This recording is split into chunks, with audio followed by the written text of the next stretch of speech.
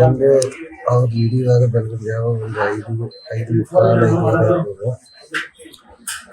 ಸರಿ ಬಂದ್ಬಿಟ್ರು ಅಂತ ಅವ್ರು ನೋಡುವಾಗ ಬಂದೇ ಇದ್ರು. ಅದ್ರ ಶೂಟಿಂಗ್ ನೋಡಿದ್ರು ನನಗೆ ಭಯ ಆಯ್ತು, ಹಂಗೆ ಎದ್ಬಿಟ್ಟಿದ್ದೆ ನಾನು. ಆಮೇಲೆ ನನ್ನ ಮೇಲೆ ಏಟ್ ಕೊಟ್ಟರು, ನಾನು ಹಂಗೆ ಡೌನ್ಗೆ ಎದ್ದು ಓಡ್ಬಿಟ್ಟಿದ್ದೆ. ಏನಾಗಿದ್ದು ಒಂದು 5 ನಿಮಿಷ ನೋಡುವಾಗ ಒಂದು ಸೌಂಡ್ ಇಲ್ಲ. ನನಗೆ ಹುಷಾರಿಲ್ಲದೆ, ತುಂಬ ಹುಷಾರಿಲ್ಲದೆ ಸೀರಿಯಸ್ ಆಗಿ ಬಿಡ್ತಾರೆ. ಹೊಟ್ಟೆ ನೋವು ಫುಲ್ಲು ಇದಾಗಿದೆ. ನಾನು ಮೆಲ್ಲಗೆ ಬಂದು ಮನೆ ಸೇರಿಬಿಟ್ಟು ಹಾಸ್ಪಿಟ್ಲಿಗೆ ಬಂದ್ಬಿಟ್ಟಿದ್ದೆ ನಾನು.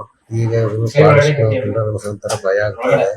ಇವರು ಎನ್ಕ್ವೈರಿಗೆ ನಮ್ಗೆ ಸಾಕ್ಷಿ ಆಲಿದೆ ಅಂತ ಎಲ್ಲಾದ್ಮೇಲೆ ಹೇಳಿ ಪೊಲೀಸ್ನವ್ರನ್ನೆಲ್ಲ ಇದು ಮಾಡ್ತಾ ಇದ್ದಾರೆ. ನಮ್ಗೆ ಅವ್ರ ಕಂಡ್ರೆ ಸ್ವಲ್ಪ ಭಯ ಆಯ್ತದೆ. ನಮಗೆ ಉಸಿರಿಗೆ ಪೊಲೀಸ್ನವರು ಸಾಕ್ಷಿ ಆಗಿರ್ಬೇಕು. ನಮಗೆ ಹೆಚ್ಚಿಗೆ ನೀವೇ ನೋಡ್ಕೋಬೇಕು. ಬಂದು ಅವ್ರು ಹಿಡಿಯುವಾಗ ಬೆಳಗ್ಗೆ ಜಾವ ಒಂದು 5:45 ಇರ್ಬೋದು. ಸರಿ ಬಂದ್ಬಿಟ್ರು ಅಂತ ಅವ್ರು ನೋಡುವಾಗ ಬಂದೇ ಇದ್ರು. ಅದ್ರ ಶೂಟಿಂಗ್ ನೋಡಿದ್ರು ನನಗೆ ಭಯ ಆಯ್ತು, ಹಂಗೆ ಎದ್ಬಿಟ್ಟಿದ್ದೆ ನಾನು.